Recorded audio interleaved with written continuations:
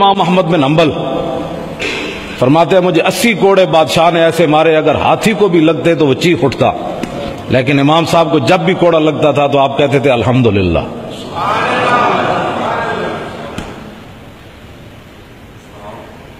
اور آپ کے صاحبزادے حضرت عبداللہ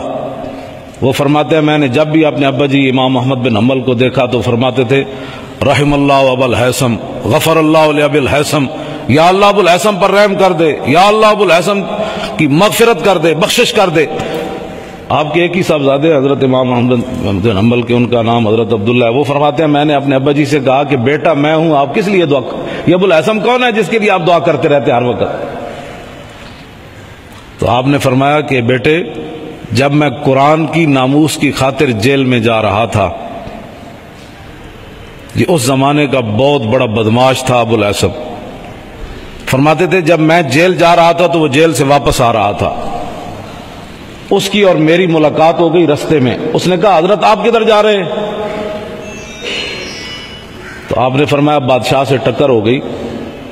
آج لوگ کہتے ہیں امن سے بات کرو، میں نے کہا امام محمد بن حنبل سے تم زیادہ دین جانتے ہو، جب بات آئے تو پھر ٹکر لینی پڑتی ہے۔ سبحان اللہ۔ بادشاہ سے ٹکر لے لی، قرآن کی ناموس کی خاطر لے لی، کہا جی بادشاہ سے ٹکر ہو گئی، بادشاہ کہتا ہے قرآن جو ہے یہ مخلوق ہے، اور میں کہتا ہوں نہیں اللہ کی صفت قدیم ہے۔ تو وہ بدماش کہنے لگا امام صاحب کو پھر بتائیں آپ حق پر ہیں کہ نہیں؟ میں حق پر ہوں۔ تو امام صاحب فرماتے ہیں مجھے وہ ابو الحیثم جو زمانے کا سب سے بڑا بدماش تھا نا، وہ کہنے لگا حضرت میں نے اپنی بدماشی غنڈہ گردی کی خاطر 18,000 کوڑے اس پیٹھ پر کھائے ہیں،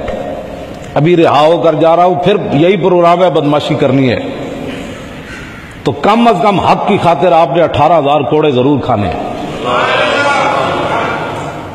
امام محمد بن حنبل کو جب فرماتے ہیں جب اس نے مجھے یہ بات کی جا میں جیل میں رہا تھا، تو ابو الحیثم نے جب میرے ساتھ یہ بات کی تو میں نے کہا یار جو بدماشی کی خاطر 18,000 کوڑے کھا سکتا ہے تو احمد بن حنبل قرآن کی خاطر کیوں نہیں کھا سکتا؟ تو کہا کہ اس کی بات یہ مجھے دلیر کر گئی۔ اب صدیاں گزر گئی، بدماشوں کے نام کوئی نہیں لیتا، صدیاں گزر گئی، لیکن ابو الحیثم کا نام آج بھی لیا جا رہا ہے، اس لیے کہ اس نے امام صاحب کے ساتھ اتنی بڑی بات کر دی، اور امام صاحب فرماتے ہیں میں اور مضبوط ہو گیا، تو اس لیے میں اس کے لیے دعا کرتا ہوں۔ اگر کوئی بدماشی کی خاطر غنڈہ گردی کی خاطر جیل میں چلا جاتا ہے، ہمارے لڑکے جو ہے نا سال سے اندر ہیں جنہوں نے بتیاں بجھائی تھیں، ان کو 5 سال کی انہوں نے سزا سنائی ہے، جرم صرف یہ ہے کہ انہوں نے بتیاں جل رہی تھی شیطان تاثیر کی اور انہیں بجھا دی، نہ کسی کو ڈنڈا مارا، نہ کوئی بندہ زخمی ہوا، نہ فائرنگ ہوئی۔ آپ سمجھ سکتے ہیں کہ ناموس رسالت میں کفر کہاں جا کھڑا ہوا ہے۔ یہ تاریخ میں ایسا فیصلہ نہیں ہوا ہوگا کہ لڑکوں نے صرف موم بتی بجھائی اور وہ بھی گستاخ رسول کی، اور وہاں نعرہ لگ رہا تھا کہ سلمان تاثیر تیرے خون سے انقلاب آئے گا۔ 12 ربیع الاول شریف کا دن ہے، عصر کے بعد، پچھلے سال 4 جنوری اور 12 ربیع الاول شریف ایک ہی دن تھے، پوری امت مسلمہ حضور کا آمد کا تذکرہ ہو رہا تھا، سرکار کی آمد مرحبا، اور گستاخ کھڑے ہو کر یہ نعرہ لگا رہے تھے ملا گردی نہیں چلے گی، یہ لفظ بھی کہہ رہے تھے۔ تو ہمارے لڑکوں نے وہاں موم بتیاں بجھا دی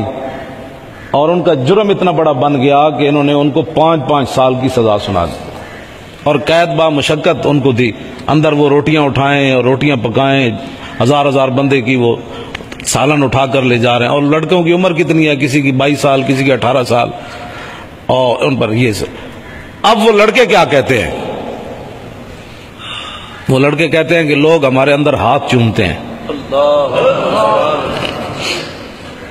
وہ لڑکے کہتے ہیں کہ ہم شرمندگی سے ادھر ادھر ہوتے ہی نہیں، جدھر جاتے ہیں لوگ ہمارے ہاتھ پکڑ بھائی تم وہ جو حضور کی ناموس کے لیے آئے بیٹھے ہو۔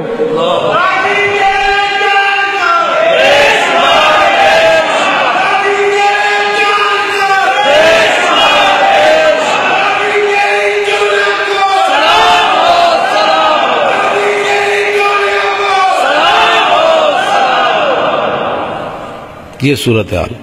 اور ایک من میں سے لڑکا وہ MBA کر رہا ہے، اور اس کی جب ہم نے ضمانت کرائی تو اس دوران اس کا آپریشن بھی ہوا، اس کے پیٹ میں پانی داخل ہو گیا تھا، پہلے کئی مہینے اندر رہ کر آیا، جب ضمانت پر آیا تو اس کا آپریشن ہوا، ابھی بھی وہ ہسپتال میں اندر جیل کے ہسپتال میں، اور سب سے زیادہ استقامت میں وہ ہے،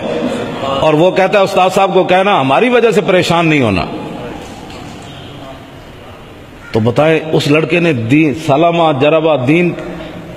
میں اور آپ وہ ہیں کہ سلمہ جربہ سے لے کر کلمتان ثقیلتان علی اللسان المیزان خفیفتان علی اللسان اس حدیث تک ہم نے صرف دین کا کھایا ہے. اور ایک لڑکے نے دین کے نام پر 1 روپے بھی نہیں کھایا, پھر بھی وہ جیل میں سب سے زیادہ استقامت میں, اسپتال میں موجود ہے, بیمار ہے اب بھی کئی مہینوں سے, سال تو ہو گیا 4 جنوری کو, لیکن پھر بھی وہ استقامت کے ساتھ بیٹھا ہے اور اس نے دین کے نام پر 1 روپیہ بھی نہیں کھایا. اور ایک میں اور آپ ہیں جنہوں نے سلمہ جربہ سے لے کر آخری بخاری کی حدیث تک دین کا کھایا. اور اگر ہم باہر بیٹھے رہے تو وہ لوگ کیا کہیں گے؟ ہم دین کی خاطر قربانی دینے کے لیے اگر تیار نہ ہوئے کہ لوگ ناراض ہو جائیں گے. لوگوں نے تو ناراض آپ سے ہونا ہے, حق بات جب آپ کریں گے تو آپ کے, پھر لوگوں نے جب رسول اللہ کو پتھر مار دیے تو آپ اتنے معزز ہو گئے اور میں اتنا معزز ہو گیا کہ مولوی خادم کی پگڑی نہیں کھلنی چاہیے کیونکہ یہ استاد العلماء ہے. امیر حمزہ کے جگر کلیجے کاٹ دیے گئے تو مولوی خادم کا جو ہے وہ منہ پر تھپڑ نہیں لگنا چاہیے. عبداللہ بن جاش کے ناک کان کاٹ کر انہوں نے گلے میں ہار بنا لیا اور مولوی خادم کو کچھ نہیں ہونا چاہیے کیونکہ یہ استاد العلماء جو بن گیا. ان چیزوں کو اب ختم کرنا ہوگا. ممتاز قادری ایسے باہر نہیں آئے گا.